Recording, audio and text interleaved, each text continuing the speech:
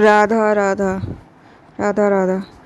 So, cultural development in India, chapter 11, from 13th to 15th century. The establishment of Delhi Sultanate towards the beginning of the 13th century may be said to mark new phase in the cultural development of the country. The Turkish invader who came to India were no means rude barbarian, were by no means rude barbarian. Coming to West Asia during the 9th and the 10th century from their Central Asian homeland, they had accepted Islam. अच्छा, just as earlier जो है invader from Central Asia had accepted Buddhism and Hinduism. तो ये waste Asia से आए, तो ये central Asia में आए ना, तो इन लोगों ने इस्लाम को एक्सेप्ट कर लिया. Coming to the west Asian during the 9th century from their central Asian homeland, they had accepted Islam.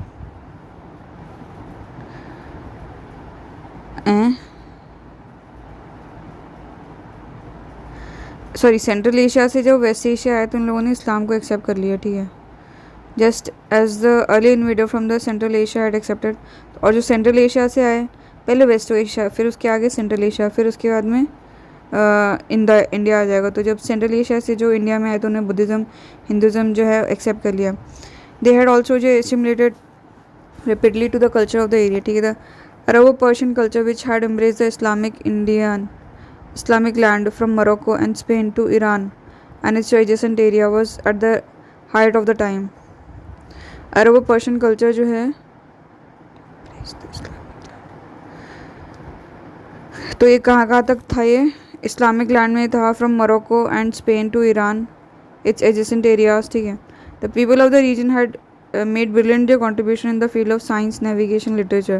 When the Turks came to India, they not only had a well-defined faith in Islam to which they were deeply attached, and they also had definite ideas of government and art and architecture.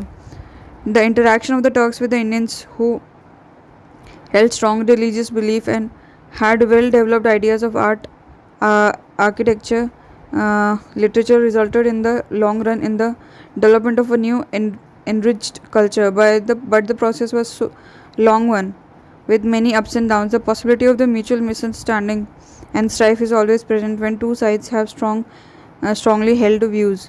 More significant, however, were the efforts at mutual understanding, which ultimately led to process of assimilation in many fields, such as art and architecture, music, literature, and even in fields of custom and ceremonies, ritual and religious beliefs, science and technology. However, the element of the confrontation and conflict was strongly entrenched in both the communities. The process of assimilation therefore had many ups and downs and varied from the region to region, from field to field. Architecture. One of the first requirements of the new ruler was house to live in and places of worship. They at first converted temples and other existing buildings into mosque. तो पहले उन्होंने जो temples इनको convert कर दिया mosque में. Example जो है इसका Quwwatul Islam mosque near Qutub Minar in Delhi, तो उसको जो है and the buildings in Ajmer called Arhai din ka Jhonpra. तो जो मॉस्क और अराई-दिन का झोपड़ा, ये दोनों मॉस्क हैं. तो ये पहले टेम्पल थे दोनों. ठीक है, तो former had been a Jain temple. जो क़ुव्वतुल इस्लाम मॉस्क है वो पहले जैन टेम्पल था. ठीक है, तो उसको कन्वर्ट कर दिया. पहले ही जैन टेम्पल था, फिर इसको विष्णु टेम्पल में कन्वर्ट कर दिया, फिर इन लोगों ने मॉस्क में कन्वर्ट कर दिया. अच्छा, तो latter had been a monarchy. Sorry, latter जो दूसरी थी अजमेर में जो मोनेस्ट्री थी, the only new construction the Delhi was a faces of the 3 elaborately carved arches in front of the deity room गर्भगृह was which was demolished. तो बस एक ही कंस्ट्रक्शन करा, उसने आर्च बना दिया. ठीक है, the style of decoration use on these arches is very interesting. No human और animal figure were use since it was considered to be un Islamic to do so. Human और animal figure नहीं बनाएंगे, un Islamic होगा. Instead they use scrolls of flower and verses of Quran लिख देते थे, जो भी लिखते थे कुरान का जो भी था, विच वो इंटरट्विन्ड विद इन वेरी जो आर्टिस्टिक मैनर में, बहुत सुंदर से लिखते थे. सून द टर्क जो started constructing their own building, बाद में अपना खुद का करने लग गया. फॉर दिस पर्पज दे जो mostly use the indigenous craftsman. तो वहाँ के जो इंडियन थे उन्हीं को यूज़ करते थे, such as stone cutter. India के स्टोन कटर को यूज़ करेंगे. मैसन्स जो भी होंगे who were famous for their skill. ठीक है, लेटर सम मास्टर आर्किटेक्ट जो came to India from west Asia, फिर कुछ वेस्ट एशिया से ले आए बाद में. In their building, the Turk used the arches and domes on the wide scale. Arches and dome बहुत ज़्यादा यूज़ करा टर्क्स ने. Neither the arch nor the dome was a Turkish or Muslim invention, पर ये इनका invention ही था, ठीक है। The Arabs borrowed them from Rome through the Byzantine empire, ठीक है, developed them and made them their own. तो ये रोम से लेके आए, तो टर्किश इंडिया में लेके आए, फिर टर्क्स जो रोम से लेके आए बाइजेंटाइन एम्पायर से, और रोम में बाइजेंटाइन एम्पायर बनाते होंगे इस तरीके से। Use of arch and dome had a number of advantage. The dome जो है provide a pleasing skyline and as the architect जो है gain more experience and confidence, the dome जो रोज हायर, तो और ज़्यादा बढ़ाने लग गए डोम को। मैनी जो experiments were made in putting a round dome on a square building पे round dome and in raising the dome higher and higher. In this way, many lofty and impressive buildings were constructed. The arch and domes dispense with the need for a large number of pillars to support the roof and enable the construction of a large hall with a clear view. तो room बड़े हो गए तो pillars की ज़्यादा ज़रूरत पड़ेगी, तो ज़्यादा पिलर्स हो गए, ठीक है। Such places of assembly was useful in mosque as well as palaces में, तो मॉस्क और पैलेसेस में ऐसे बनाने लगे। However the arches and domes needed a strong cement, otherwise the stone could not be held in place, तो cement की ज़रूरत पड़ती थी। The Turks use fine quality light mortar in their building, light mortar use करते थे उसके लिए cement की जगह पे। This a new architectural form and the mortar of a superior kind became जो widespread in north India with the arrival of Turks. तो एक नया आर्किटेक्चर और बेसिकली क्या है मोर्टार का बहुत यूज़ करने लग गए। The arches and the domes were known to the Indians earlier, but they were not used on the large scale. Indians को पहले पता था आर्च एंड डोम के बारे में, पर इन्होंने ज़्यादा यूज़ नहीं करा। Moreover the correct scientific method of constructing the arch was really employed, और सही तरीके से नहीं करते थे।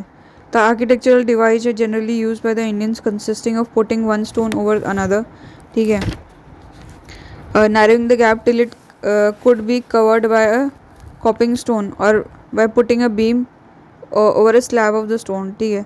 Turkish ruler used both the dome and arch method as well as the slab and beam method in their building। तो Turkish जो dome arch और slab beam दोनों ही यूज़ करते थे। In the sphere of decoration, Turkish जो है issued representation of human and animal figures in their building। तो human और animal figure नहीं बनाते थे ये लोग, instead they used a geometrical and floral design बनाते थे, combining them with panels of inscription. फिर जो कुरान का जो वर्सेस थे वो लिख देते थे। जैसे अरेबिक स्क्रिप्ट जो है itself became work of art, तो अरेबिक स्क्रिप्ट भी यहाँ पे करने लग गए, इंस्क्राइब करने लगे। The combination of this decorative device was called as arabesque. तो कुरान के वर्ड्स ज्योमेट्रिकल फ्लोरल डिजाइनर्स को अरेबिस्क बोलते थे।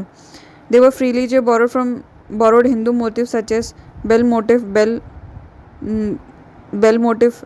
मोटिव, स्वास्तिक, लोटस, तो ये हिंदू में यूज़ होते थे। बेल हो गया, बेल हो गया, स्वास्तिक, लोटस, एंड दस बोरो करके अपने में लगा देते। Thus like the Indian the Turk वो इंटेंसिवली फॉन्ड ऑफ डेकोरेशन, तो इंडिया के जैसे ये भी बहुत ज़्यादा डेकोरेट करते थे।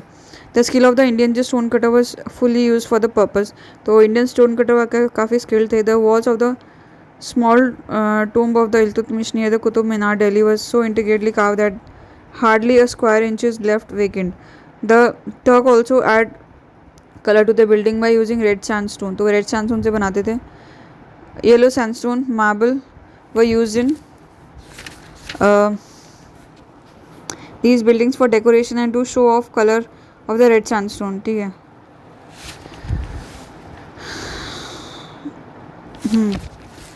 Then है the most magnificent building constructed by the Turk in the 13th century was the Qutub Minar. Qutub Minar का बना 13th सेंचुरी में। कुतुब मीनार, 13 मीनार 13th सेंचुरी में, ठीक है। दिस टेपरिंग टावर जो ओरिजिनली 71.4 मीटर का था, तो इसको इल्तुतमिश ने बनाया था। तो ये जो सूफी सेंट था Qutubuddin Bakhtiyar Kaki, who was greatly venerated by all the people of Delhi although tradition, तो उसके नाम याद भी बनाया था कुतुबुद्दीन बख्तियार काकी, ठीक है, काका के उसमें बनाया। तो कुतुब हो गया, कुतुब हो गया, ठीक है। Delhi all the tradition of building tower are to be जो found both in India and West Asia में। The Qutub Minar is unique in many ways. It derive its effect from mainly from the skillful manner in which the balconies have been projected projected yet linked with the main tower, मतलब ऐसी balcony थी कि बाहर आ रही है पर फिर भी वो लिंक्ड थी, बालकनी जो है यूनिक है ये, ठीक है। The use of red and white sandstone in the marble in the panel and in the top stage and the rebel effect, तो बेसिकली रेड और वाइट सैंडस्टोन यूज़ करा है इसमें कुतुब मीनार में, और मार्बल यूज़ करा है और रिब्ड इफेक्ट दिया है। Then Khilji period saw lot of the building activities. Alauddin Khilji उसकी कैपिटल सीरी पे थी, अ फ्यू जो kilometer away from site of the Qutub से, hardly anything of this city जो है सर्वाइव नाउ, तो ये कुतुब से थोड़ी सी आगे सीरी है। अलाउद्दीन प्लान्ड जो है tower twice the height of the Qutub but did not live to complete it, तो उसने प्लान करा था पर हुआ नहीं। But he added an entrance door the Qutub Minar, बस उसने एक एंट्रेंस डोर करा कि भाई एंटर तो मेरे नाम पे करोगे, तो जैसे ही एंटर करोगे तो मेरा नाम आएगा, इस तरीके से। This door which is called as Alai Darwaza, Alauddin Alai, ठीक है, has arch of very pleasing proportion. It also जो contains a dome which for the first time was built on the correct scientific line। अच्छा, डूम जो पहली बार जो है first time correct scientific line पे बना। Thus the art of building the arches in the dome on scientific line had been mastered by the Indian craftsman by this time, ठीक है। There were great building activity in the Tughlaq period which marked the climax of the Delhi Sultanate as well as the beginning of the decline। Ghiyasuddin and Muhammad bin Tughlaq built huge palace fortress complex called Tughlaqabad. तो तुगलकाबाद में इसमें क्या है, palace fortress है। अच्छा, by blocking, तो दोनों ने क्या, गयासुद्दीन और मोहम्मद, फिरोज शाह का नहीं, फिरोज शाह तुगलक का नहीं आया। By blocking the passage of Jamuna, a huge artificial lake was created around it. तो यहाँ पे जो है तुगलकाबाद में जो है यमुना का पानी आता है, ठीक है। The tomb of Ghiyasuddin marked a new trend in the architecture to have a good skyline. The building was put upon a high platform, तो प्लेटफॉर्म ही इसका हाई था। Its beauty was heightened by the marble dome, तो जो डोम जो marble का था और काफ़ी हाइट पे था। A striking feature of the Tughlaq architecture was the sloping wall, तो तुगलक में स्लोपिंग वॉल नया चीज़ थी, स्लोपिंग वॉल। तुगलक लक कैसा, sloping look. This is called a batter and gives the effect of strength and solidity to the building, तो ये strength देता है स्लोपिंग वॉल। ये तो उल्टा हो गया, स्लोप करेगा तो उल्टा डर रहेगा गिरने का, ठीक है। How we do not find any batter in the building of the Firoz Tughlaq, उसमें नहीं मिला कोई भी batter. The second feature of the Tughlaq architecture was the deliberate attempt to combine the principle of the arch and the lintel and beam in their building, तो basically combine the principle of the principle जो है arch का और जो lintel मतलब building उनको combine कर दिया। This is found in the marked manner in the buildings of Firoz Tughlaq में, ये इसके में मिला है, ठीक है। इन हौसखास which was a pleasure resort and has a huge lake around it, alternate stories have arches and lintel and beam, ठीक है। तो जो हौस खास में क्या है, एक स्टोरी पे आर्च होगा, एक पे लिंटल और बीम होंगे, ठीक है। The same is found in some buildings of Firoz शाह's new fort which is now called as Kotla. अच्छा, जो फिरोज शाह कोटला है ना, तो उसको फोर्ट है ये एक्चुअली। अच्छा, तो इसमें भी ऐसे ही ऑल्टरनेट तरीके से लेंटल और आर्चेस मिले हैं, ओके, ठीक है। The Tughlaq did not generally use the costly red sandstone in the building but the cheaper and the more easily available grey sandstone. तो तुगलक्स ने ग्रे सैंडस्टोन यूज़ करा क्योंकि पैसा ही नहीं था इनके पास में, लक ख़राब था तो ग्रे हो गया। Since it was not easy to carve this type of stone the Tughlaq building have a minimum जो डेकोरेशन, तो ग्रे सैंडस्टोन में डेकोरेट करना डिफिकल्ट है। But the decorative device found in all the buildings of the Firoz Shah is a lotus, तो फिरोज शाह में lotus मिला है, रोज and lotus, ठीक है। And many buildings in mosque were also built in this period. It is not possible to describe all of them here. What is worth noting is that by this time, an independent style of architecture had emerged in India, combining many of the new devices brought by the Turk with indigenous form. The Lodhis developed this tradition further. ठीक है, लोधीज और आगे ले गए। Both the arches and the lintel and beam are used in the building. तो इसने तीनों use कर लिया, आर्च लेंटिल बीम तीनों। Balconies kiosk and eaves of the Rajasthani Gujarati style are also use, तो राजस्थानी गुजराती स्टाइल का बालकनी हो गया, कियोस्क और ईव्स तो यूज़ करते थे। Another device use was the Lodi used by the Lodhis was placing their building, especially the tomb, on a higher platform, thus giving a building a feeling of a size as well as a better skyline. तो लोधीज ने डूम और ज़्यादा बढ़ा दी। सम of the tombs वो placed on the midst of the garden, तो garden के बीच में टूम बनाते थे। तो लोधी जो गार्डन इन दिल्ली एग्जाम्पल है इसका। सम ऑफ द टूम्स जो है पर एन ऑक्टागोनल शेप में, तो 8 साइड से ऐसे 8 दीवार बना देती थी लोधी, तो लोड लेने के लिए 8 दीवारें बनाते थे। मैनी ऑफ दीज फीचर्स वो adopted by the Mughals later on, ठीक है। एंड देयर जो है combination is to be found in the Taj Mahal building by Shah Jahan. Shah Jahan के कल्बिनेशन एकदम टॉप पे पहुँच गया शाहजहाँ का जो है, इसमें ऑक्टागोनल होगा शायद, ठीक है। By the time of the breakup of the Delhi Sultanate the individual style of architecture had also developed in various kingdoms in different parts of India. Many of these again were powerfully influenced by the local tradition of architecture. Thus we have seen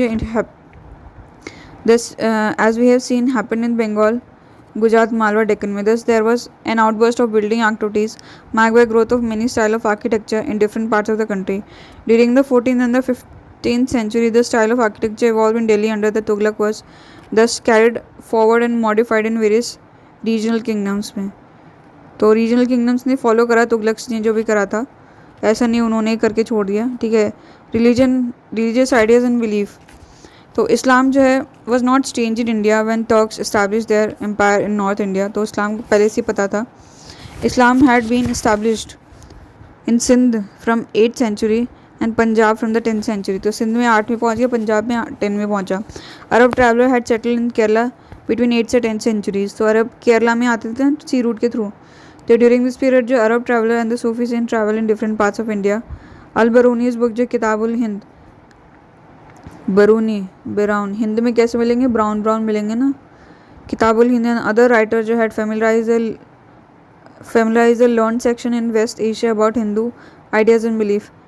as has been जो noted earlier, Buddhist lore Indian fables and book on astrology and medicine had been जो translated into Arabic। तो Buddhist Indian fables और ये सब इनको Arabic में translate कर दिया। Visits of the Indian yogis to the region was not unknown. तो इन योगीज जो हैं वो इन रीजन में जाते थे, अरब रीजन में।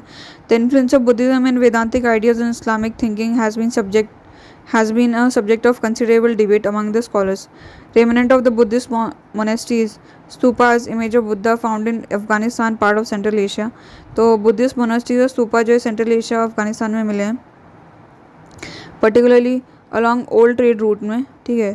shows the extent of Buddhist influence in these areas at one time. While it is difficult to determine the precise extent of the influence of Indian philosophical ideas, पर ये नहीं बता सकते कि कहाँ तक philosophical ideas फॉलो करते थे। हो सकता है किसी ने बना दिया बस ख़त्म और वहाँ के लोग मान नहीं रहे हैं, ठीक है। It is hardly disputable that both Greek and Indian ideas in different portions had made a contribution to development of Islamic philosophy in their formative phase. These ideas provide the background to rise of the Sufi movement, which after its establishment in India after the 12th century influenced both Muslim and Hindu, and thus provide a common platform for the two। तो सूफ़ी जो है movement उसने हिंदू मुस्लिम दोनों को influence करा, ठीक है, और एक कॉमन प्लेटफॉर्म बना लेके आ गए दोनों के लिए। However, scholars believe that while various rituals and practices including yogic practices were freely drawn upon by early Sufis and assimilated into their system, their basic ideology structure remain Islamic। तो basically जो योगिक practices थी वो Sufis ने ले लिए अपने under, मतलब copy कर लिया, मतलब ये बोल रहे हैं, पर उनकी जो बेसिक चीज़ें वो सेम रही। सूफी मूवमेंट, तो 10th century is important in Islamic history for a variety of reasons. It marked the rise of Turks on the ruins of the Abbasid Caliphates as well as important change in the realm of idea and belief। तो 10th century में जो Turk जो Abbasid caliphate को हरा के rise हुए। In the realm of idea it marked end of the domination of मुताजिल और rationalist philosophy. तो मुताजिल और रैशनलिस्ट फिलासफी उसका ख़त्म हो गया। And the rise of Orthodox school based on Quran and हदीस। तो मुताजिल ख़त्म हो गया, कुरान और हदीस जो है वो राइज हो गए। Tradition of profit and his companion, Quran and हदीस में क्या है, प्रॉफिट उसका कंपेनियन है, ठीक है। And now the Sufi mistake, the rationalist had been जो है accuse of spreading skepticism and atheism, कि हर चीज़ को क्वेश्चन करो और भगवान को मत मानो. In particular, it was argued that the philosophy of monism, which held that God and the created world were fundamentally one, were heretical. ठीक है, on the ground that it abolished the difference between creator and the created. The works of the traditionalists crystallized in the four schools of Islamic law. Of these, Hanafi school, which is the most liberal, was adopted by the Eastern Turks who later came to India. तो Eastern Turks ने Hanafi school adopt करा. हाँ, Eastern Turks ने Hanafi. अच्छा. Mystics who were called Sufi. Sufi का मतलब mystic है. Had risen in Islam at a very early stage. Most of them were person of deep devotion who were disgusted by the vulgar display of wealth and degeneration of moral following the establishment of Islamic Empire. तो इनको गुस्सा आता था कि vulgar हो गया और basically क्या है, ख़राब स्टेट हो रही है इस्लामिक की. Hence, these saints wanted to have nothing to do with the state, a tradition which continued later on. तो इनको स्टेट से कोई मतलब नहीं था. Some of the early Sufis such as the woman mystic जो रबिया 8th century में and Mansur bin Halaj 10th century में laid a great emphasis on love as bond between God and the individual soul. तो राबिया और जो मंसूर है उन लोगों ने बोला कि भगवान और इंडिविजुअल में प्यार होना चाहिए. But their pantheistic approach led them into conflict with orthodox element who had Mansur executed for heresy. तो जो ऑर्थोडॉक्स थे उनके पंगे हो गए इनके साथ में, मंसूर और रबिया के साथ में, तो उन्होंने मंसूर को मार दिया. ठीक है. डिस्पाइट दिस सेटबैक जो mystic ideas continue to spread among the Muslim masses. Al Ghazali who is venerated both by orthodox element and the Sufi try to जो reconcile mysticism with Islamic orthodoxy. तो अल गजाली ने उसने क्या करा कि दोनों में दोस्ती बनाने का ट्राई करा, मिस्टिसिज्म और ऑर्थोडॉक्स में. ठीक है. तो मिस्टिसिज्म तो कौन है, मिस्टिक तो ये सूफ़ी हैं, सूफ़ी और ऑर्थोडॉक्स में बोला कि भाई भाईचारा रखो. This he was able to do in a long measure. He gave further blow to the rationalist philosophy by arguing that positive knowledge of God and His quality cannot be gained by reason, but only by revelation.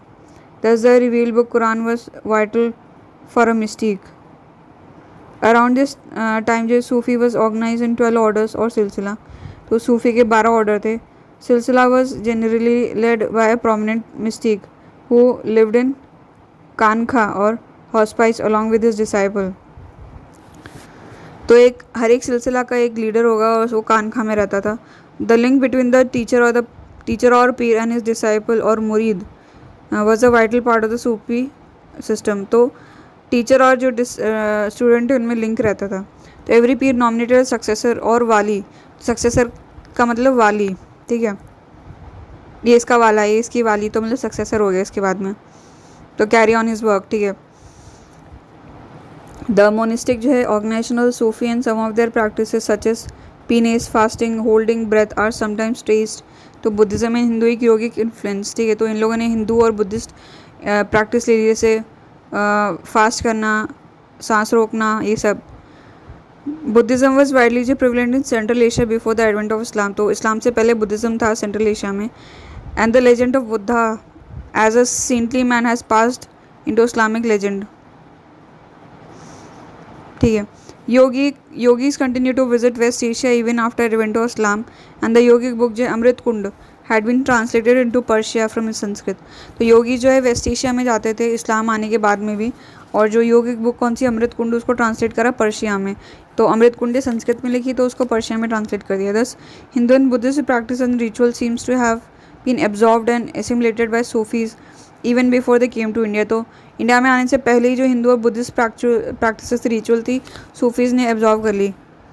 Weather Buddhist philosophical ideas and Vedantic ideas had a significant manner influence Sufism in a manner of controversy is a matter of controversy. The origin of idea is difficult to trace. The Sufis cited many जो modern thinker trace Sufi ideas to Quran. तो ये बोलते हैं कि ना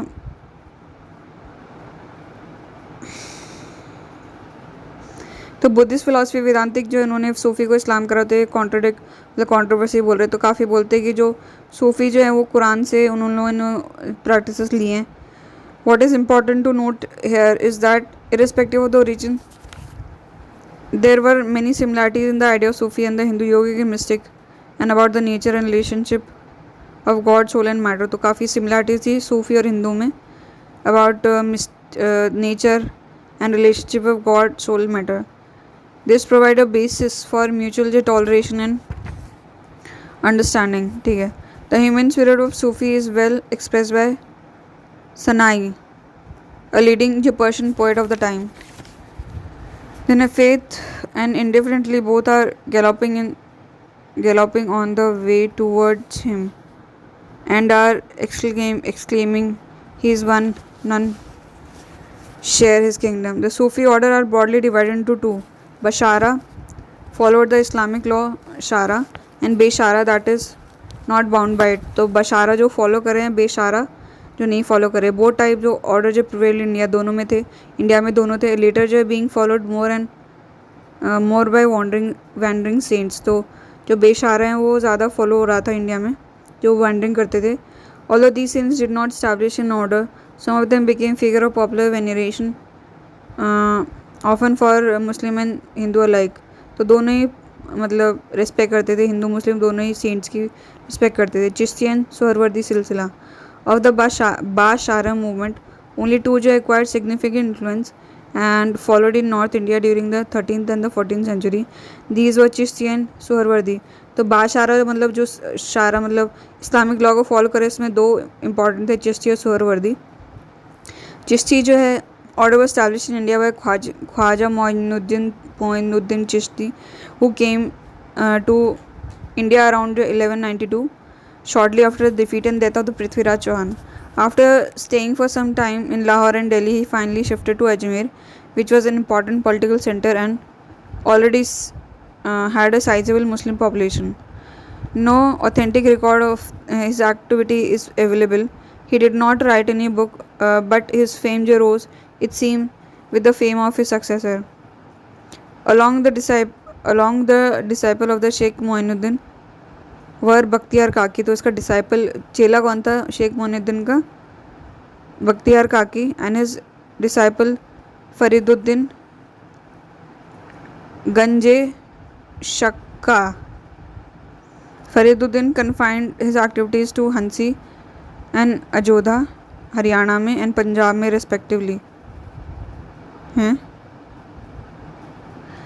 तो फरीदुद्दीन जो है वो कहाँ पे रह रहा था? हंसी में, दैट इज़ हरियाणा में, एंड अजोधा अजोधन जो कि पंजाब में है. He was deeply respected in, कौन जो फरीदुद्दीन, तो he was deeply respected in Delhi, so much so that streams of people जो would throng around him whenever he visited Delhi. His outlook was so broad and humane that some of his verses were later found quoted in the आदि ग्रंथ of the Sikh. अच्छा, तो सिख ने भी लिख ली आदि ग्रंथ में भी फरीदुद्दीन की. द मोस्ट फरुद्दीन, तो सिख कैसे करते, फर करते हैं ना. द मोस्ट जो famous of the Chishti saint was Nizamuddin Auliya. सबसे फेमस जो था निज़ामुद्दीन औलिया एंड नसरुद्दीन चिराग दिल्ली. तो ये दोनों दिल्ली में मिलते हैं, निज़ामुद्दीन औलिया और चिराग दिल्ली. राधे हैं आ गए. These early Sufis mingled freely with people of the lower classes, including Hindus. ठीक है, they led an austere, simple life and conversed with people in their dialect, हिंदुआनी और हिंदी. तो लोगों से बात करते थे हिंदुआनी में. They were hardly interesting in effecting conversion, though later on many families and groups attributed their conversion to the good wishes of these saint. तो एक कन्वर्ट नहीं करते थे, पर बाद में जो है काफ़ी लोग कन्वर्ट हो गए थे. These Sufi saints made themselves popular by adopting musical recitation called sama. तो ये समा वमा करते थे to create a mode of nearness to the God.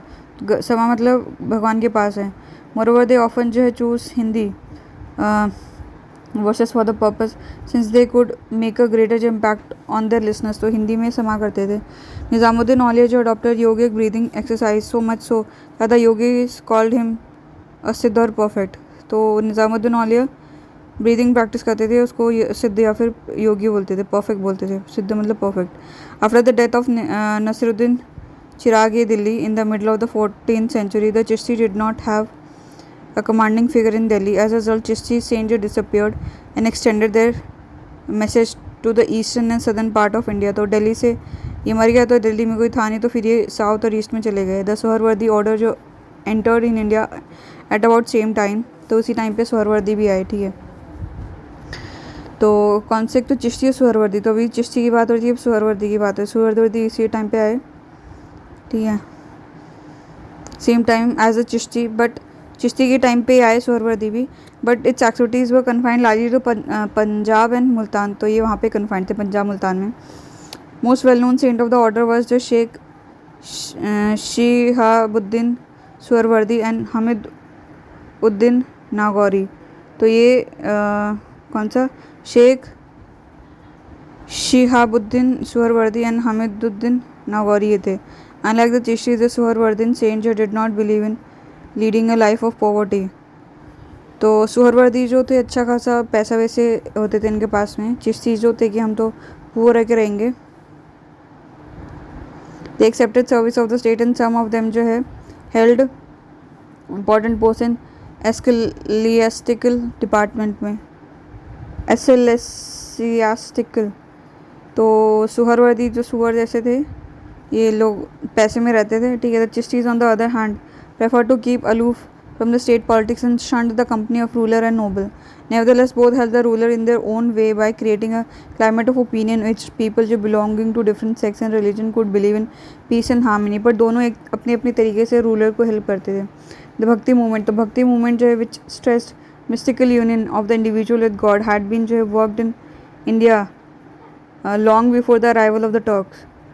Although the seeds of bhakti can be found in the Vedas, भक्ति का seed वेदा में मिलता है, it was not emphasized during the early period, पहले emphasize नहीं करा इस चीज़ को। The idea of the adoration of a personal God seems to have developed with the growing जो popularity of Buddhism. तो बेसिकली सभी का एक अपना अपना गॉड होगा, किसी को भी प्रेयर करो, शिव को करो, ब्रह्मा को करो, विष्णु को करो, देवी माँ को करो, पर्सनल गॉड हो गया, ठीक है।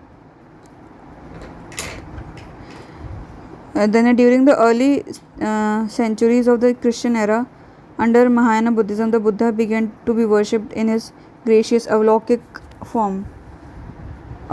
form. Gracious मतलब अवलौकिता form. The worship of Vishnu developed more or less at the same time. तो विष्णु और अवलौकिता का जो है ये एक ही टाइम पे worship शुरू हुई. When many of the holy books such as Ramayana and Mahabharata were rewritten during the Gupta time, Bhakti was accepted along with ज्ञान एंड कर्म। तो जब दोबारा से लिखा ना गुप्ता के टाइम पे, तो भक्ति, ज्ञान, कर्म ये तीनों के तीनों एक्सेप्ट हो गए as one of the recognise road to salvation, मतलब इन तीनों से साल्वेशन ले सकते हैं। How the real development bhakti took place in south between the 7th and the 12th century. Real development south में हुआ 7th से 12th सेंचुरी में। As has been notice earlier the Shaiva Nayanar and the Shaivite Alvar disregarded the austerities preached by the Jain and Buddhists and preached personal devotion to God as a means of salvation. तो जो नैनार और जो शैवर हैं, ये लोग जो जैन और बुद्धिस्ट, तो उनको बोलते थे नहीं, ऐसे लोग बोलते हैं, गलत बोलते हैं, और बोला preach a personal devotion to God as a means of salvation, मतलब ठीक है। they disregarded the rigidity of the caste system and carried their message of love and personal devotion to God to various parts of South India by using local language. तो उन्होंने बोला कि भाई caste system कुछ नहीं होता है, भगवान को प्यार करो, भाईचारा रखो। Although there was many जो points of contact between South and the North, the transmission of ideas of Bhakti saints from South to North was a slow and a long drawn out process. तो contact था दोनों में, पर जो है काफ़ी slow था ये भक्ति का नॉर्थ में जाना। Oddly enough, the very reason which made Narayan Alwar popular in the South limited their appeal outside the area with the fact that they preach and compose in local language, ठीक है। तो ये local language में बोलते थे, तो ये इसलिए ज़्यादा पॉपुलर नहीं हो पाए। Sanskrit was still the vehicle of thought in the country, Sanskrit अभी भी यूज़ हो रही थी. The idea of bhakti was carried in to the north by the scholars as well as by the saint. तो स्कॉलर्स जो लिखते थे और जो सेंट है दोनों ही भक्ति लेके आए नॉर्थ में. अमंग दीज जो mention to be made of the Maharashtrian saint Namdev who flourished in the first part of the 14th century. तो नामदेव जो है वो इम्पॉर्टेंट है इसमें. एंड रामानंद, राम नाम, ठीक है. And Ramanand who is placed in the second half of the 14th century. तो फर्स्ट 14th सेंचुरी में नामदेव, फिर सेकेंड 14th सेंचुरी में रामानंद है, राम नाम सत्य, ठीक है. Who is placed in the second half of the 14th century and the first quarter of the 15th century. Namdev was a tailor, ठीक है, who had taken to banditry before the he become a saint. तो पहले ये लूट मार करते थे, फिर बाद में ये सेंट बन गए. His poetry which were written in Marathi breathe the spirit of what? Intense love and devotion to God. Namdev is said to have travelled far and wide and engaged in discussion with Sufi saints in Delhi. Ramanand, who was a follower of Ramanuj जो है रामानुज को follow करते, राम रामानुज, ठीक है. was born in Prayag, Allahabad में. तो रामानंद जो है इलाहाबाद में प्रयाग में पैदा हुए थे. and lived there at Banaras, ठीक है. he substituted the worship of Rama in place of Vishnu, which is more, he taught his doctrine of bhakti to all the forms of all the four varna and disregarded the ban on people of different caste cooking or eating their meal together.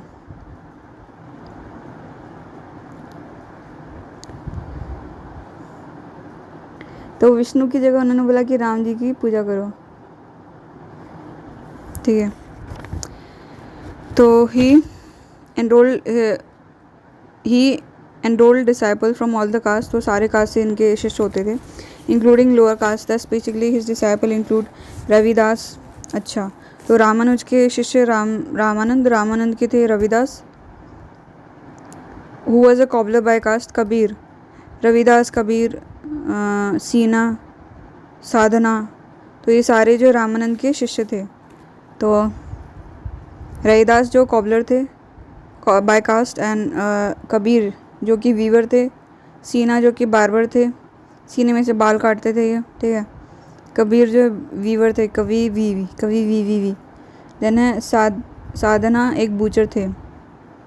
साधना, तो क्या साधन क्या है बूच करने का, that is knife, ठीक है. Namdev was equally broad minded in enrolling his disciple. The seeds scattered by these saints fell in fertile soil. The Brahmins had lost both in prestige and power following the defeat of Rajput ruler and establishment of the Turkish Sultan. तो जैसे ही Rajput defeat हुए, Turkish आए, तो ब्राह्मण जो है उनकी Prestige कम हो गई. एज रिजल्ट जो movement such as Nathpanthi movement challenging the caste system. अच्छा, नाथपंथी जो है इसको चैलेंज करते थे कास्ट सिस्टम को. And superiority of the Brahman gain जो ग्रेट पॉपुलरिटी. तो ये ज़्यादा पॉपुलर हो गया, ठीक है. दिस जो है These coincided with the Islamic ideas of equality and brotherhood which had been preached by the Sufi saint. People were no longer just satisfied with the old religion. तो क्या people जो were no longer satisfied with their old religion. They wanted a religion which could satisfy both the reason and emotion, ठीक है. It was due to these factors that the Bhakti movement became popular movement in North during the 5th and the 6th century. तो उनको old religion नहीं चाहिए था, उनको एक नया रिलीजन चाहिए था जो उनका रीज़न को सेटिस्फाई कर सके एंड इमोशन को, कोई बेसलेस नहीं चाहिए था. तो अमंग दोज हु वर जो most critical of the existing social order and made a strong plea for Hindu Muslim unity, the name of Kabir and Nanak stand out. तो बेसिकली नानक और कबीर बोलते थे कि भाई हिंदू मुस्लिम दोनों में यूनिटी होनी चाहिए, हिंदू मुस्लिम दोनों बराबर हैं. There is a good deal of uncertainty about the date and the early life of Kabir. Legend has it that he was the son of Brahman widow who abandoned him after his birth and that he was brought up in the house of Muslim weaver. अच्छा, ऐसा बोलते पर अभी fix नहीं है वो ऐसा. He learned the profession of his adopted father, but while living at Kashi, he came in contact with both Hindu and Muslim saints. Kabir, who is generally placed in the 5th century emphasize the unity of God, whom he calls by several names, such as Ram, Hari, Govind, Allah, Sain, Sahib. He strongly denounced idol worship, pilgrimage, bathing in river holy or taking part in formal worship such as namaz.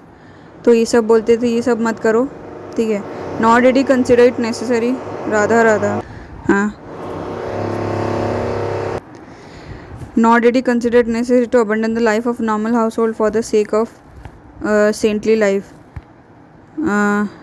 Though familiar with the yogic practice, he nor did he consider it necessary to abandon the life of a normal householder for sake of saintly life. Though familiar with yogic practice, he considered neither asceticism nor book knowledge important for true knowledge.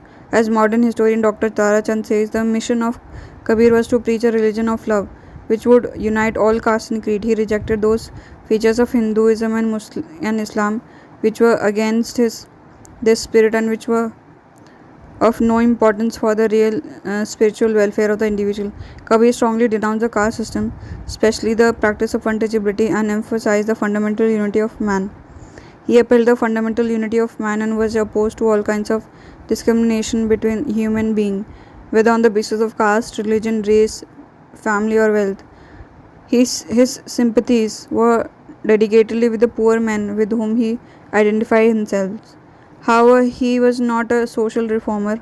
His emphasis being reform of the individual under the guidance of the true guru or teacher. तो ये social reformer नहीं थे, तो इनका emphasise था कि individual को reform करो, खुद को रिफॉर्म करो गुरु के अंदर. Guru Nanak, from whose teaching the Sikh religion was derived, was born in Khatri household in the village of Talwandi, now called Nanakan, on the bank of Ravi in 1469 में. Although married early and trained in Persian to take his father's profession of accountancy, तो इनके father accountant थे. नानक जो छोड़े mistake जो है contemplative जो bent of mind and preferred the company of saint and sadhus. Sometimes later he had a mystic vision forsook the world. He composed hymns and sang them to the accompaniment of rabab, a string instrument. तो वो गाना गाते थे रबब के साथ. मेरे रबब क्या था, एक स्ट्रिंग इंस्ट्रूमेंट था. Played by his faithful attendant है मर्दाना. तो इनका अटेंडेंट कौन था, मर्दाना. तो गुरु नानक का मर्दाना ही होगा ना एकदम ही. It is said that Nanak जो है undertook wide tour all over the India and even beyond it to जो है Sri Lanka in south and Mecca and Medina in the west. अच्छा, श्रीलंका, मक्का, मदीना यहाँ चले गए. He attracted a large number of people towards him and his name and fame जो है spread far and wide before his death in 1538 में. तो 1538 में उनकी डेथ हो गई. लाइक जो कबीर, नानक जो है laid emphasis on one God. दोनों ही बोलते थे एक ही गॉड है. By repeating those name and dwelling on it with love and devotion one can जो get salvation without distinction of caste creed. And बोला कि जो नाम है भगवान का उसी को बार बार बोलते रहो और आपको जो है सैल्वेशन हो जाएगा. हाउएवर नानक जो laid great emphasis on the purity of the character and conduct as the first condition of approaching God. तो पहले अपना आचरण सही करो भगवान के रास्ते जाने से पहले. And need of a Guru for the guidance, और गुरु की ज़रूरत है गाइडेंस के लिए. Like Kabir he strongly denounce idol worship, pilgrimage and other formal जो ऑब्जर्वेंस ऑफ वेरियस फेथ. बोला कि मूर्ति पूजा बंद करो, पिलग्रमेज जाना बंद करो एंड अदर फॉर्मल जो observance of various faith. He advocated a middle path in which spiritual life could be combined with the duties of the house hold. बोला कि मिडिल पाथ रखो, अपने घर के काम भी करो, पूजा पाठ भी करो, मतलब नाम जप करो. Nanak had no intention of founding a new religion. उनका कोई ये नहीं था कि नया बनाना है. His catholic approach aimed at bridging distinction between Hindu and Muslim. तो ये था जो ब्रिज है ना, मतलब उनको बीच में जो दरार है उसको ब्रिज करना है. In order to create an atmosphere of peace, goodwill and mutual give and take. This was also the aim of Kabir. Different opinions have been expressed by the scholar about the impact of their ideas on the large mass of Hindu and Muslim. It has been argued that old forms of religion continued, almost unchanged, nor was it possible to effect any major breach in caste system.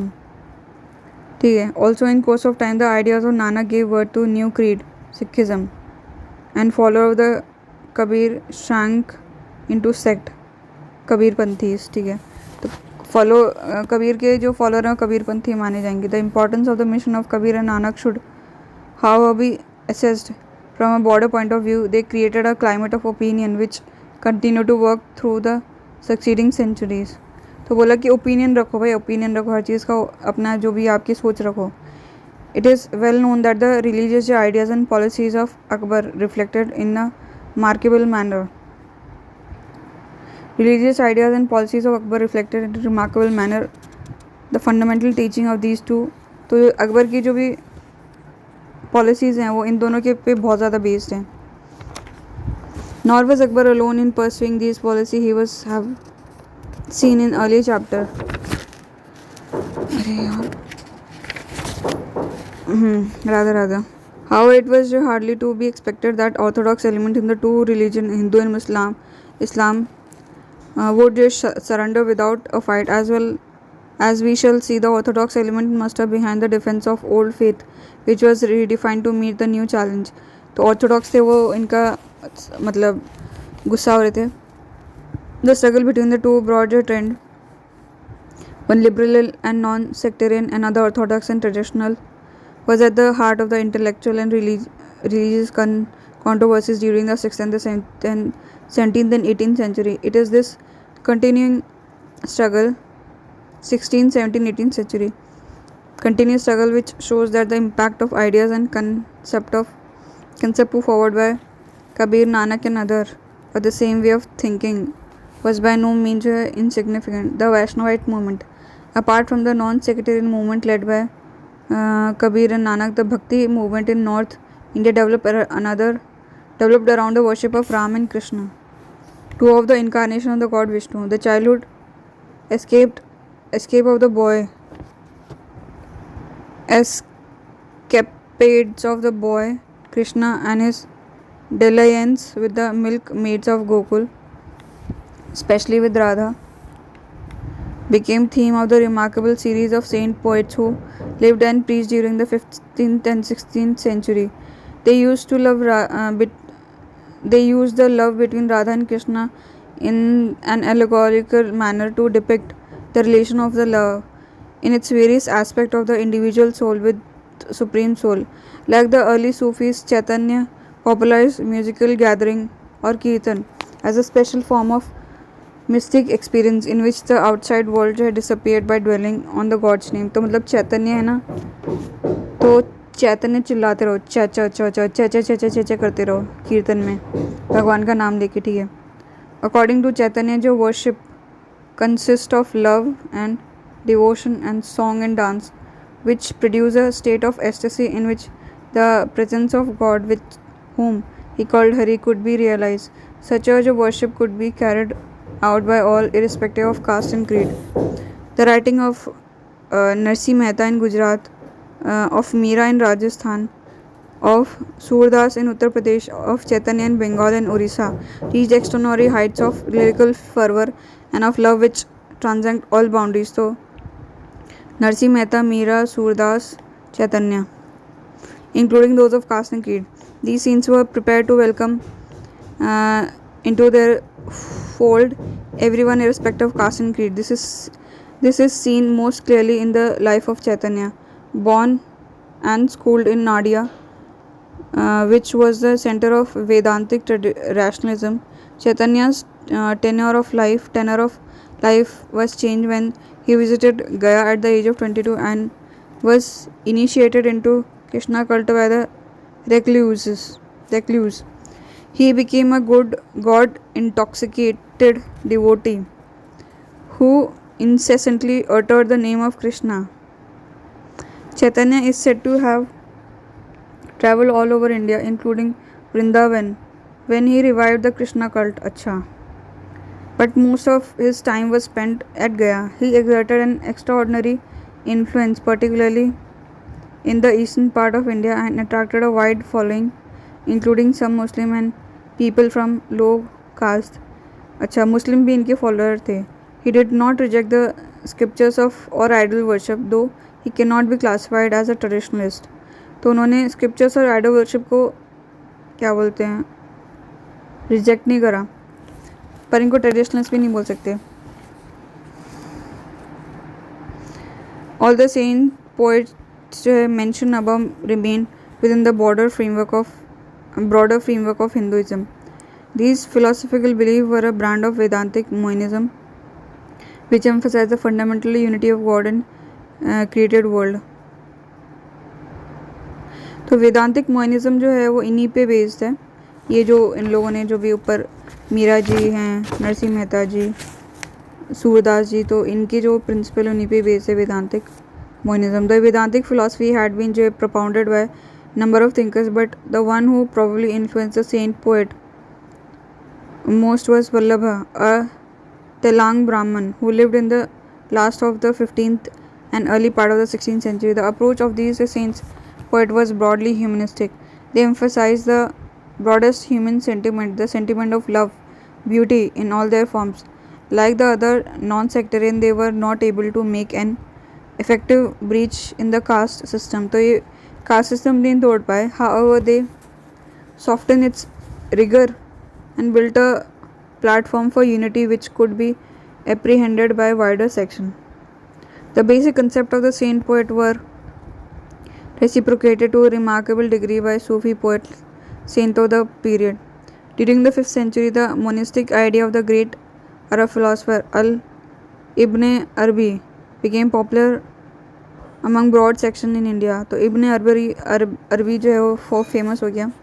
Arabi had been vehemently denounced by the orthodox element and his follower persecuted because he held that all beings is essential one and everything is a manifestation of the divine substance. Thus, in his opinion, the different religion were identical. तो अरबी ने बोला कि हर religion है, जो अलग अलग religion है वो होनी चाहिए. ऑर्थोडॉक्स बोलते थे नहीं, एक ही मुस्लिम ही रहेंगे, बाकी कोई नहीं बोल रहेगा. ये बोला कि नहीं, सारे रिलीजन रहने चाहिए. अरबी जो doctrine of unity of being is called as तौहीद वजूदी, यूनिटी ऑफ बीइंग. ठीक है, तौहीद वजूदी. तो अरबी का जो डॉक्ट्रिन था unity of being, that is तौहीद वजूदी, सबका वजूद रहना चाहिए. ठीक है, दिस डॉक्ट्रिन जो kept on gaining in popularity in India and became main basis of Sufi thought before the time of the Akbar. Akbar से आने से पहले जो सूफी थॉट का ये बेस बन गया. ठीक है, contact with yogi and Hindu saint went a long way in popularizing the concept of pantheism. The Indian Sufis started taking more interest in Sanskrit, अच्छा, and Hindi, and few of them जो such as Malik Mohammad जैसी composed their work in Hindi. तो मलिक मोहम्मद जैसी Sufi saint थे वो, तो उन्होंने जो है नहीं The Indian Sufis started taking interest. ठीक है, मलिक मोहम्मद जैसी ने, ये सूफी सेंट थे, इन्होंने हिंदी में लिखा भक्ति सॉन्ग और the Vaishnavite saints written in Hindi and other जो language touched the hearts of Sufi more than Persian poetry did. अच्छा, तो भक्ति सॉन्ग जो लिखते थे वैष्णवाइट सेंट, वो ज़्यादा अच्छे लगते थे इनको. The use of Hindi song became so popular that an eminent Sufi Abdul Wahid Belgrami wrote a treaty Haqaiq ए Hindi in which he tried to explain such words as Krishna, Murli, Gopi, Radha, Yamuna in Sufi mystic terms. अच्छा,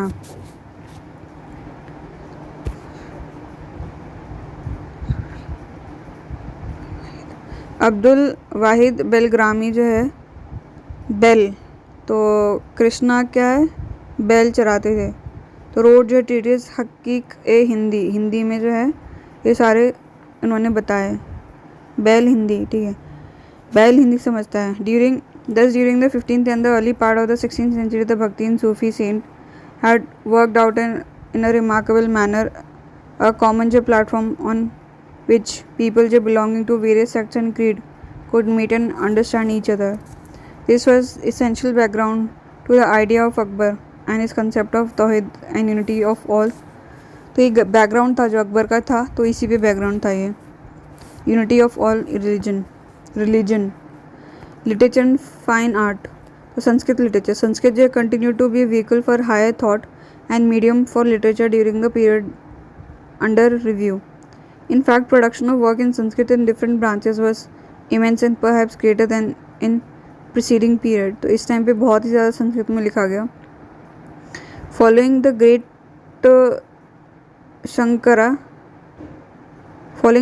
Shankara, Sankara work in the field of Advaita philosophy by Ramanuj Madhav Vallabha continued to be written in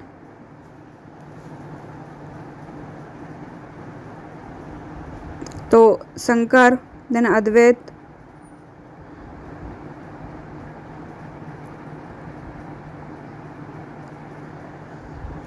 philosophy of Ramanuj Madhav Vallabh ये संस्कृत में लिखते थे. The speed with which their ideas were widely disseminated and discussed in different parts of the country showed the important role which Sanskrit continued to play during the period. There was a network of specialized scholars and academics in different parts of the country, including area under the Muslim domination. These schools and academics were not interfered with and continued to flourish. In fact, many of them took advantage of the introduction of paper to reproduce and disseminate older texts. Thus, some of the oldest available texts of Ramayana and Mahabharata belong to the period from the 11th to 12th century onwards. Besides philosophy, work in the fields of kavya, poetical narrative, drama, fiction, medicine, astronomy, music continue to be written. A large number of commentaries and digests on the Hindu law, that is Dharma Shastra, were prepared between 12th and the 16th century. The great Mitakshara of Vijayaneshwar, which form one of the two principal Hindu school of law, cannot be placed earlier than the 12th century. तो मिताक्षरा जो है वो 12th century से पहले नहीं लिखी, बाद में लिखी. Another famous commentator was Chandeshwar of Bihar, who lived in the 14th century. तो एक कमेंटेटर चंदेश्वर थे, 14th century में रहते थे. Most of the work was produced in the south, followed by Bengal, Mithila. सबसे ज़्यादा साउथ में था, देन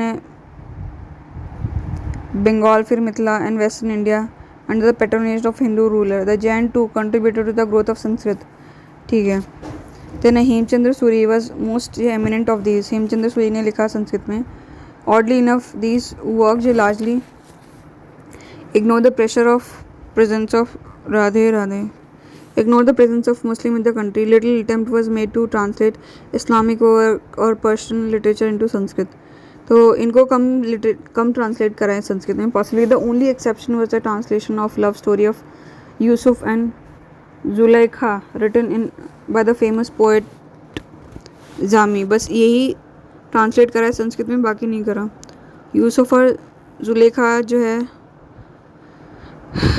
जामी ने लिखी थी. This might be taken to be an index of the insularity of outlook which had been mentioned by Al-Biruni earlier.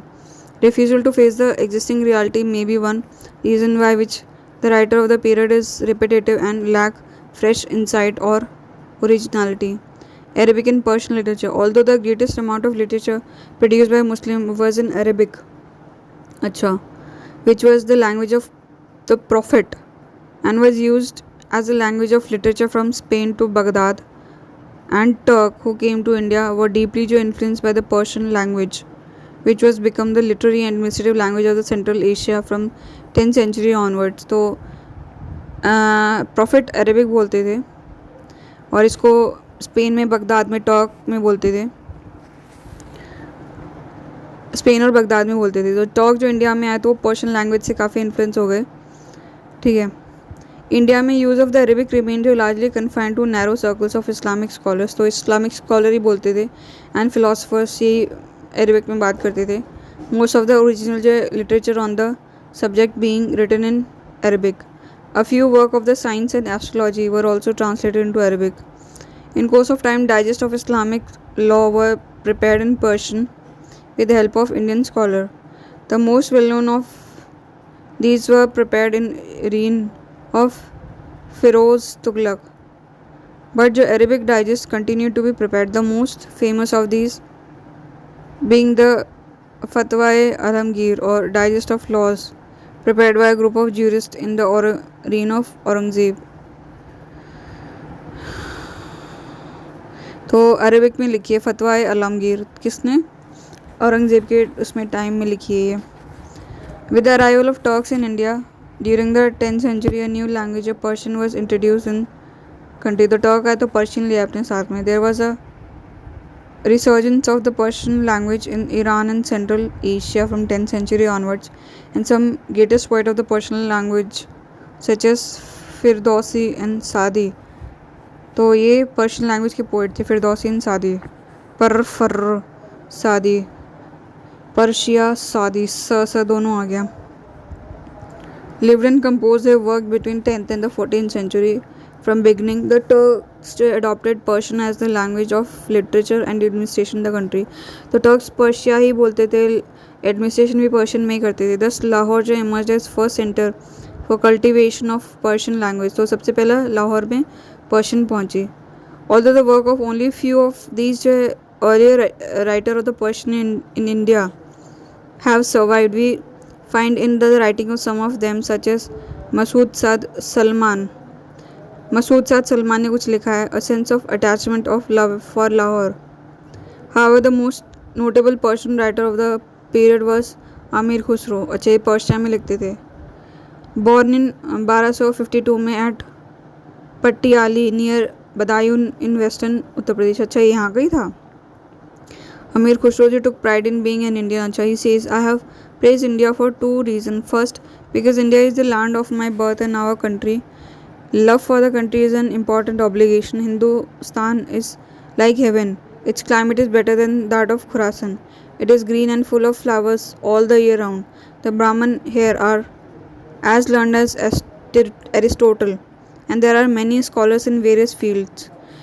Khusro's love for India shows that the Turkish ruling class was no longer prepared to behave as foreign ruling class, and the ground had been prepared for a cultural rapprochement between them and the Indians. तो मतलब खुसरो ने इतना praise करा कि Turkish ruling class है वो भी India को अच्छे से इंडिया को प्रेज करने लगे. Khusro wrote a large number of the poetical work including historical romance. His experiment with all the poetical forms and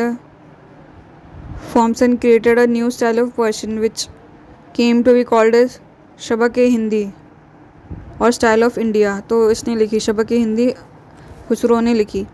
Khusro has praise Indian language in including Hindi which he called Hindavi. सो उसने हिंदी को praise करा काफ़ी. Some of his scattered Hindi verses are found though the Hindi work Khaliq Bari often जो attribute to Khusro was in all probability the work of a later poet of the same time. खालिक बारी जो बोलते खुसरो का है पर वो लेटर पोएट ने लिखा है. He was also an accomplished musician and took part in religious musical gatherings. sama ये गाना भी गाते थे, म्यूजिशियन थे. ऑर्गेनाइज बाय फेमस जो सूफी सेंट निज़ामुद्दीन औलिया. ठीक है, खुसरो निज़ामुद्दीन औलिया और खुसरो जो है वो एक ही टाइम के थे. तौलिया मिल गई, खुश हो गया भाई. तौलिया मिली ना भात में. Khusro it is said give up his life the day before he learned of the death of his पीर. अच्छा, तो निज़ामुद्दीन औलिया जब मरे तो अगले दिन मर गए. He was buried in the same compound. Okay. Then apart from poetry a strong school of history writing in the Persian developed in India during the period. The most famous historian of the time was Ziauddin Barani, Afif and Isami. Historian कौन कौन से थे? Ziauddin Barani, Afif and Isami. Through the Persian language, India was able to develop closer cultural relation with Central Asian and Iran.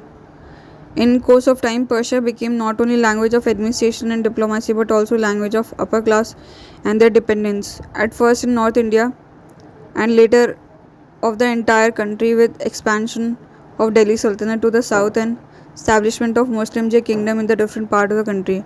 The Sanskrit and Persian in the main the function as link language in the country in political, religious and philosophical as well as means of literary production. तो संस्कृत और Persian जो है important language थी, linked language थी. At first there was little interchange between the two. Zia जो नक्शाबी 1350 में was the first to translate into Persian Sanskrit story. Ziya Nakhshabi जो है पूरा नक्शा सेम बना दिया, जैसे संस्कृत का वैसे पर्शिया में बना दिया. First to translate into Persian Sanskrit story. तो संस्कृत स्टोरी को पहले पर्शिया में इन्होंने ट्रांसलेट करा, which was related by parrot to women whose husband had gone on a journey. The book जो है तूती नामा, book of the parrot, written in the time of Muhammad Tughlaq, proved very popular and was translated from Persian to Turkish and into many European language as well. अच्छा, मोहब्बत है to parrot से. He also translated the old Indian treatise on sexology, Kok Shastra, into Persian.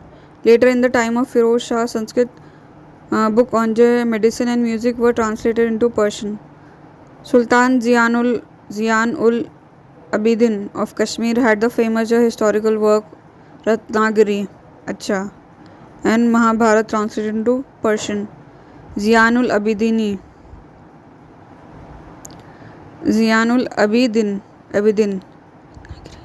रतन दिन में दिखेगा ना, and Mahabharat, तो महाभारत दिन में होता था, रात में नहीं होता था. Sanskrit work on the medicine and music were also translated into Persian at his instance. Then regional language. During this period में literary work of high quality were produced in many of the regional language as well. Many of these languages such as Hindi, Bengali, Marathi trace their origin back to the 8th century or so on. So some others such as Tamil was much older. Writing in the beginning of the 14th century, Amir Khusro had noted the existence of regional language and remarked these. अच्छा, तो अमीर खुसरो को पता था regional language है. These language have from ancient time जो है applied in every way to the common purpose of life. The rise of maturity of many of these language and their use as means for literary work may be considered a striking feature of the medieval period. There were many reasons for this. Perhaps with the loss of prestige by Brahmins, Sanskrit also lost some of its prestige. The use of common language by Bhakti saint was undoubtedly an important factor in rise of these language. In fact, in many part of the country, these early saints flourished. These early saints fashioned these language for literary purpose. It seems that in many regional kingdom of the pre-Turkish period, regional language such as Tamil, Kannada, Marathi were used for administrative purpose in addition to Sanskrit. This must have been continued during the Turkish ruler, for we hear of Hindi knowing revenue accountant appointed at the Delhi Sultanate. Later, when the Delhi Sultanate broke up, the local language in addition to Persia continued to be used for administrative purpose in many of the regional kingdoms. Thus, literature in Telugu developed in the South India under the patronage of Vijayanagaram ruler. Marathi was one of the administrative language in Bahmani kingdom and later at the court of Bijapur. In course of time, when these language had reached a certain stage of development, some of the Muslim king gave them patronage for literary purpose also. For example, Nusrat Shah of Bengal had the Mahabharata and Ramayana translated into Bengali. Nusrat of Bengal, Nusrat Shah, Nusrat फुर्सत राधा. तो नुसरत मतलब महाभारत और रामायण में लड़ाई करने से फुर्सत ही नहीं है, तो नुसरत फुर्सत. तो Maladhar Basu also translated the Bhagavat into Bengali. बीबी हो गया Bhagavat Basu Bhagavat Bengali under his patronage ठीक है his patronage of Bengali poet has been mentioned earlier. The use of Bhakti poet in Hindi by Sufi saint in their musical gathering has been mentioned earlier. In Jaunpur, the Sufi saints such as Malik Muhammad Jaisi wrote in Hindi and put forward a Sufi concept in form which could be easily understood by the common people. They popularized many Persian forms such as Masnavi. Fine art trend towards mutual understanding and interaction are to be found not only in the field of religious belief and ritual architecture and literature but also in fields of fine art, particularly music. When the Turks came to India, they inherited the rich Arabic tradition of music which had been found developed in Iran and cultural Asia. तो Turks आए तो जो भी rich जो music tradition था वो अरब tradition जो लेके आए म्यूज़िक का, ईरान और सेंट्रल एशिया में जो रिच अरब अच्छा खासा गाना था ना अरब, वहाँ पे गाना वाना गाते थे तो ये ले आए यहाँ पे. They brought with them a number of new musical instrument जैसे रबब and sarangi.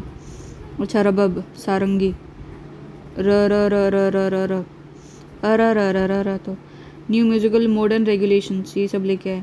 Indian music and Indian musicians at the court of caliph at Baghdad had possible influence development of music there. तो जो जो Baghdad खलीफ है Baghdad वहाँ पे तो Indian musician थे, उन्होंने भी कुछ डेवलपमेंट करा होगा. However systematic contact between the two began in India under the sultanate. We have already referred to Amir Khusro. Khusro, who was given the title of Nayak or master of both the theory and practice of music. अच्छा खुसरो जो नायक है theory and practice का, introduced many Perso-Arabic airs, that is ragas, such as Ayman Gora Sanam. Ayman Man Gora Sanam. Sanam Gora Man.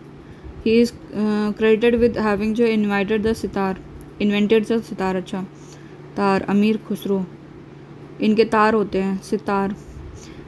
Seat रहते हैं ये लोग, खड़े नहीं रहते अमीर जो लोग रहते हैं. दो we have found no evidence of it. Tabla, which is also attributed to him, seems however to have developed during the late 17th or early 8th centuries. तो ये तबला भी इसी को एट्रीब्यूट करते हैं. The process of integration in field of music continued under Firoz जो है गाना वाना मतलब प्रेफर करता था. Indian classical work Raga Darpan was translated into Persian during his रीज. अच्छा तो फिरोज़ ने जो है राग दर्पण को ट्रांसलेट कराया पर्शियन में. रोज़ दर्पण में देखते हैं ये लोग, ठीक है. देन है musical gatherings spread from the abodes of Sufis to the place of the noble. Sultan Hussain Sharki, the noble of Jaunpur, was a great patron of music. Sufi Saint Pir Bodhan is supposed to have been the second great musician of the age. Another regional kingdom whom music was highly cultivated was the kingdom of Gwalior. अच्छा ग्वालियर मतलब गाना. Raja Mansingh of Gwalior was a great music lover. ठीक है. The work of Man Kautuhal, in which all the new musical modes introduced by the Muslims were included, was prepared under his aegis. अच्छा मान कौतूहल, in which all the new musical modes introduced जो Muslims ने introduce कराया ना उसमें मान कौतूहल में दे रखा था सारा कुछ. We do not know at the time at what time the musical modes in North India began to differ from those in the south में, but there is little doubt that differentiation was largely due to the incorporation of Perso-Arabic modes, airs and scales, a distinctive style of music जो influenced and considerable measure by Persian music developed in the kingdom of Kashmir. After the conquest of Jaunpur, Sikandar Lodi followed its tradition of patronizing music on a lavish scale, a tradition which was adopted by the great Mughal later on.